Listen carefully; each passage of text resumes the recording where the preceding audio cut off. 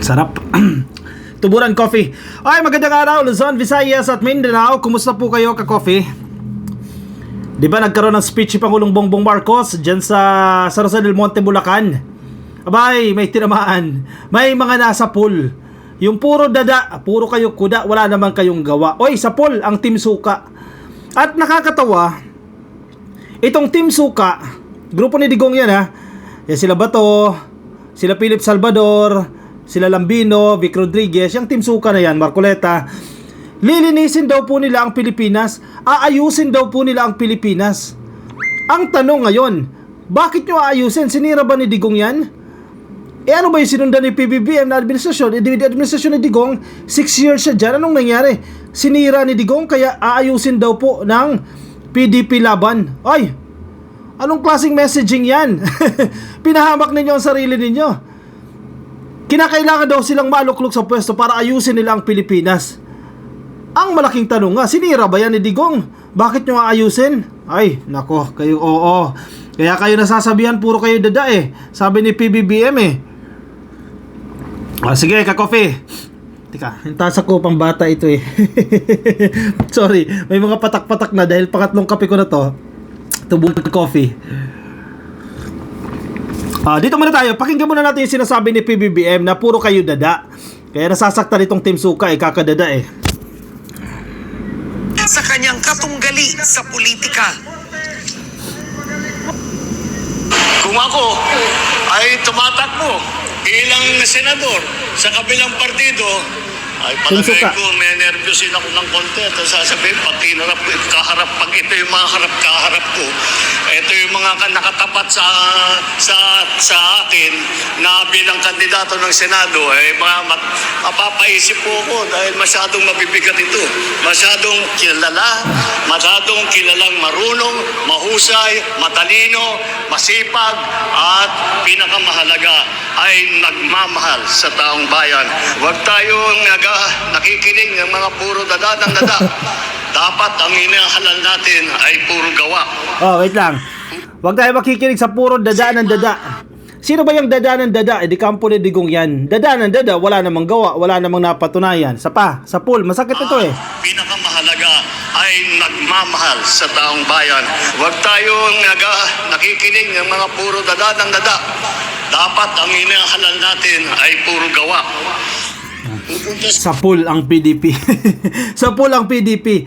Check ko yung Facebook page ng PDP. PDP Laban. Ito na. Nag-change sila ng branding eh. Nag-change sila ng ng strategy. Biruin mo ha. Nag-launch na kayo ng campaign, nagsimula na kayo mag-ikot, saka kayo maglo-launch ng panibagong messaging. Ang masaklap dito sa messaging na to, palyado pa. Kayo pa ang parang pinapatamaan ninyo ang sarili ninyo. Ayan oh. Nagsimula na sila ng kick-off rally nila. Ayan. Tingnan niyo sa PDP Laban, makikita niyo naman 'yan. Kaso onti lang, syempre expected naman yan, wala naman mga pupunta halos eh. Covered court lang ang venue nila, tapos wala na mga annexes yan. Usually kasi, halimbawa, Alyansa, nakarating na tayo sa campaign rally ng Alyansa, punong-puno talaga. Halimbawa, isang malaking gymnasium yan, punong-puno talaga eh. Then sa labas niyan, maglalagay pa yan ng mga malalaking LED screens, may mga upuan dyan, napakarami pa yan, parang yung nangyari dyan sa Iloilo. Yung main ground, punong-puno na, sa mga gilid-gilid pa, may mga tent lang yan, and may mga screen lang yan, na nakikita nila yung nangyayari, punong-puno. Pero itong PDP Laban, syempre isang covered court yan, napupuno naman nila. Hindi masyado, pero marami-rami din, siguro mga 200, 300 naman ang tao dyan sa PDP Laban. Bago na yung strategy nila, nakita ko, sabi nila nagsimula ng mapuno ang venue ng Ayusin Natin ang Pilipinas nationwide campaign rally ng Duterte senatorial candidate sa Barangay La Vista Resort, Pansol, Calamba, Laguna. May bago na sila, may messaging na, hindi ko alam kung ngayon lang to, pero ngayon ko lang to nakita. Hindi ko alam kung matagal na tong campaign nila, Ayusin Natin ang Pilipinas. Gaya-gaya sa Alyansa. Ayusin natin ang Pilipinas. Yun ang tanong natin dyan. Bakit nyo ayusin? Sinira ba ni Tatay Digong yan?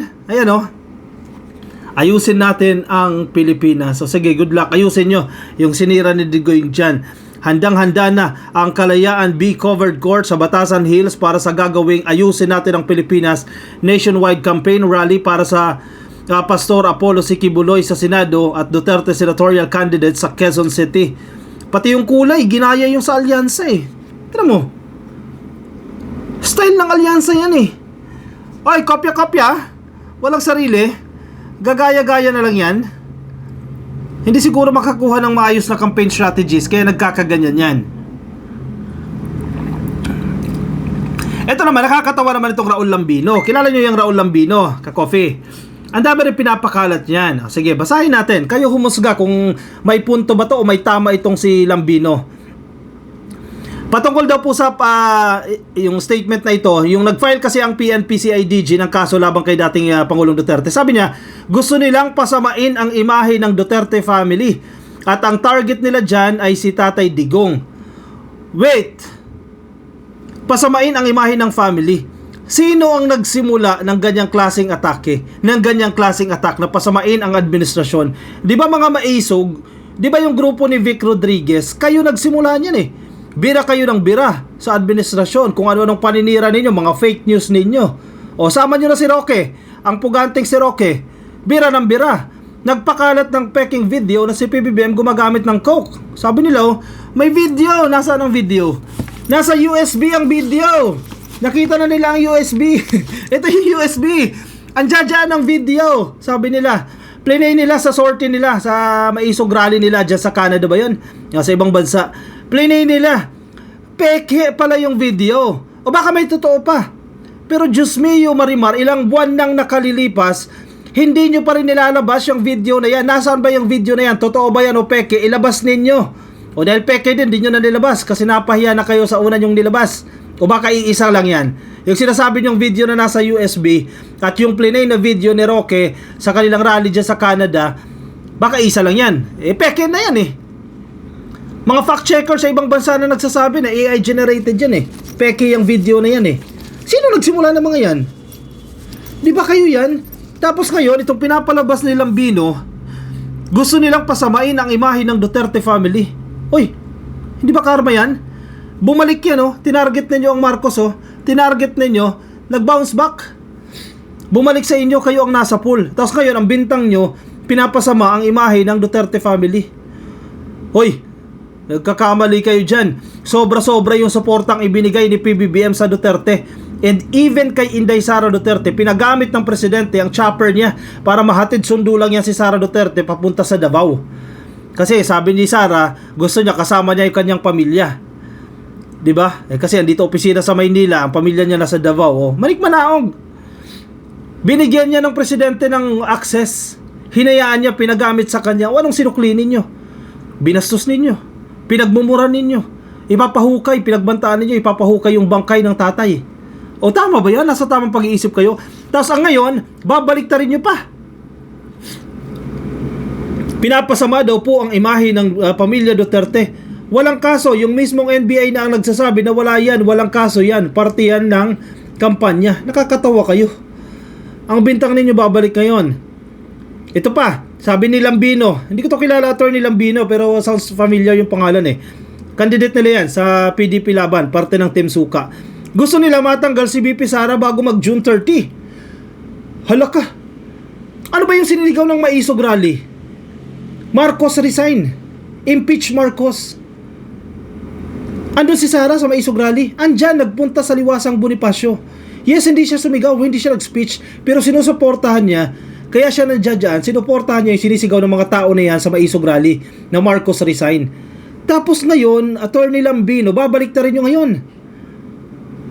Gustong matanggal si BP Sara bago mag June 30. Last year pa kayo, o kung hindi ka man kasama sa maisog, kung ngayon ka lang naipasok sa grupo, kayo yung gustong patanggal si PBBM. Gusto nyong matsugi sa pwesto, kayo. Tapos ngayon, ang bintang nyo, kabila. Oy, nagkakamali kayo dyan. Ang game plan nila, Marcos admin daw, ay ma-convict si Inday Sara before June 30 para magkaroon ng bagong vice-presidente. Karma rin yan. Nag-bounce back sa inyo yan. Sa kagagawan ninyo, bumalik sa inyo yan. Kaya pinipwersa nila na mag-convene na ang Senado into an impeachment court. Aapurahin nila yan before June 30. Magkakaroon ng judgment of conviction para mapalitan ang vice-presidente at kung sino naman ang ilalagay nila dyan ay may lamang sa 2028. At hindi natin yan basta-basta papayagan. sabi nito ni Lambino. Swerte nyo nga ayaw ni Chis Escudero Kakampi nyo ata si Chis Escudero Sabi ni Chis Escudero, July 30 pa magsisimula ang impeachment trial. Di pabor sa inyo yan, di ba? Na-extend ang na-extend. Maliban na lang kung magsalita ang Korte Suprema. Sabihin ng Korte Suprema, oy, Senado, ang ibig sabihin ng forthwith, agad-agad, simulan nyo na agad yan. Bakit patutulugin nyo pa yan ng 5 buwan bago mag impeachment trial? Paano kung compromise yung mga ebidensya, mag-withdraw ang mga witnesses dahil matakot o gapangin ng kampo ni Digong yan sa pool? Kaya dapat agad-agad yan Sana tama itong prediction ni ni Lambino na matanggal si Sara bago mag June 30, bago magpalit ang Kongreso. O sana tama ka dito, sir. Pero hindi raw nila papayagan. Takot na takot itong mga to kasi kung sino daw po ilalagay ng vice presidente magiging advantageous sa kanya yan pagdating ng 2028. O sino yan? Yan, gumawa na naman kayo ng sarili niyong multo. Natakot na naman kayo.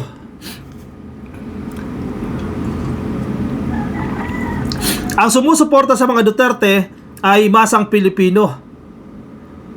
Talaga ba? Parang hindi yan ang sinasabi sa survey. Attorney Raul Lambino. Anong pinaghuhugutan mo dyan? Baka kayo-kayo lang. Ang sumusuporta sa mga Duterte ay masang Pilipino. Ang sumusuporta sa Pangulo na si BBM ay mga oligarchs. Talaga ba? Parang hindi. Parang umattend ako ng mga rally. Iba't ibang lugar yan. Parang hindi naman mga oligarchs yung nandoon. Parang masa yun. Huwag mong baliktarin dito, attorney. Bakit parang binabaliktad mo? Wow, masang Pilipino para kay Duterte. Hindi na mabibenta yan. Hindi nyo na mabibenta yung ganyang narrative. Kumbaga kumita na yan nung panahon niya. Ngayon hindi na yan. Gawa-gawa nyo na lang yan. Ito naman si Digong. Siyempre kinakabahan din yan mai-impeach yung anak niya Kaya todo kampanya yan na makakuha ng enough numbers dyan sa Senado. Makapagpasok yan ng mga senador na siguradong boboto para hindi ma-convict yang si Sara Duterte. Ano yun? Yung mga senador na yan hindi titingnan yung merit ng kaso? Boboto lang? Dahil kampi kay Sara Duterte? Bias? Hindi kayo impartial? Itong lahat ay talagang pwedeng tumakbo, pwedeng manalo. Sinutukoy ni Digong dito yung kanyang mga kandidato Sinabihan ko na kailangan ko sila para kay Inday. Kung manalo silang lahat, safety na si Inday, hindi na mai-impeach. Tingnan mo namang justification yan. Tama ba naman yan, DDS? Magising kayo. Ibig sabihin, kapag naipanalo nila yung 9 na kandidato nila, absuelto si Sara sa impeachment. Absuelto siya sa mga kasalanan ginawa niya. Absuelto siya sa pagwawaldas ng milyong-milyong salapi sa ilalim ng confidential funds, hindi may paliwanag. Ganun na lang yun. Aba, hindi pwede.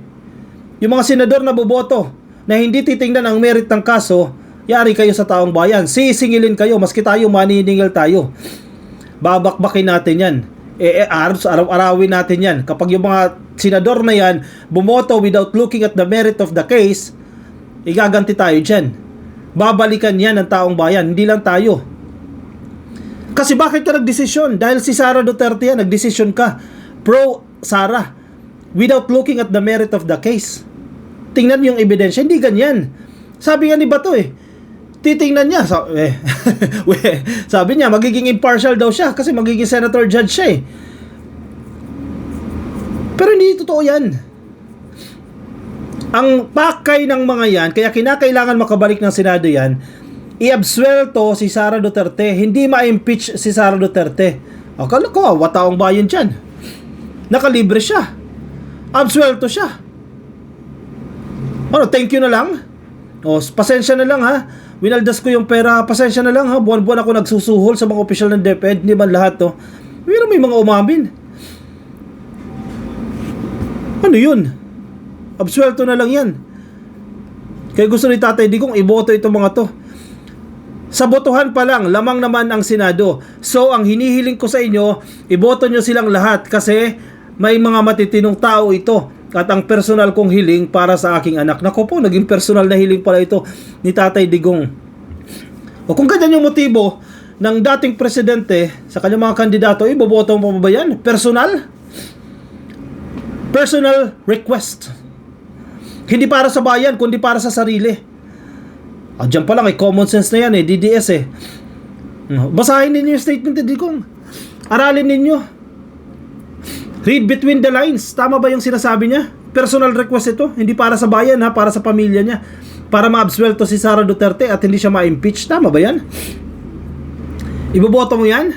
Sige, iboto mo si Ipe, si Philip Salvador. Iboto mo si Bato de la Rosa.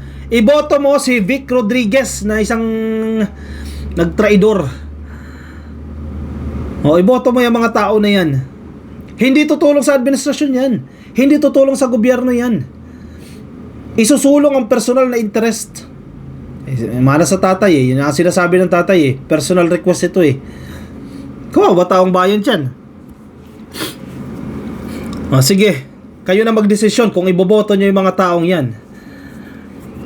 Malinaw naman sa kanilang mga statement. Puro dada Puro dada, kulang sa gawa. Ayan, team suka nga. Parang pinabili lang na suka. Kaya yun, tutup pa rin ang personal request ng presidente dati. Yun na, dadali na. Ay nako. Sige, baka may gusto kayong sabihin, komento, opinion, reaksyon. Lagay dyan sa comment section. Mabasa po yan ng iba natin mga ka-coffee. Mga nasa YouTube, pasuyo na lang ka-coffee. Baka di pa kayo nakasubscribe. Malapit na tayo mag 400,000 ka-coffee. Please subscribe na po kayo. And dyan sa baba, click lang po ng subscribe. And kung gusto niyo updated kayo every time na may mga bago tayong upload, click lang po yung notification icon dyan sa baba. Yung mga nasa Facebook, pasuyin na lang din, like and follow ka-coffee. Maraming salamat po sa mga sumama sa ating ngayong araw na ito. Kita-kits tayo sa ating susunod na video. And let's drink Tuburan Coffee. Thank you from Tuburan, Cebu. Bye-bye!